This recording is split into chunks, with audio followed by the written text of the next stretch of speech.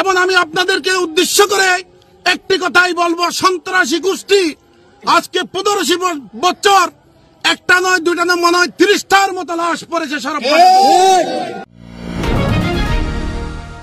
আমি আসলে কোন ময়তাকে নিয়ে আমি কখনো বক্তব্য দেওয়াতে রাজি নয়, তারপরও আমি নিজ উদ্যোগে এখানে এসেছি 2-4টি কথা বলার জন্য।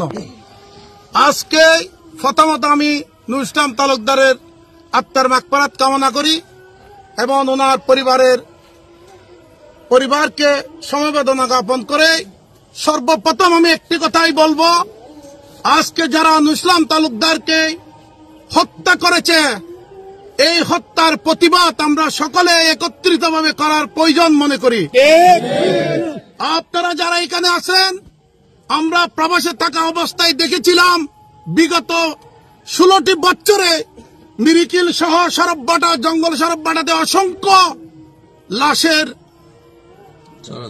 চলাচলি হয়েছে এবং আমি আপনাদেরকে উদ্দেশ্য করে একটি কথাই বলবো, সন্ত্রাসী গোষ্ঠী আজকে 15 বছর একটা নয় দুইটা নয় মনে হয় 30টার মতো লাশ পড়েছে সরববাটা। আপনারা বয়ে একজন লোক সাক্ষী পর্যন্ত দেওয়ার মতো নাই। আমি আপনাদেরকে আবারও বলবো, সন্ত্রাসী গোষ্ঠী সর্বোচ্চ 30 জনের মতো হবে। আমরা সরববাটার জনগণ 30,000 আছি। কেন আপনারা এত ভীত থাকেন?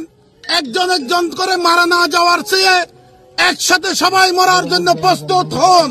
আমরা সবাই একত্রিত ভাবে এই হত্যার প্রতিশোধ নেওয়ার লক্ষ্যে আমরা এই মাঠে কাজ করব বলে ওয়াদা করেন সবাই। আগামীকাল থেকে যদি আপনারা একসাথে কাজ করেন, এরকম নুরুল ইসলামের মতো অহরহ লোক এই সরববাটার মাটিতে হত্যা হবে না আশা করি।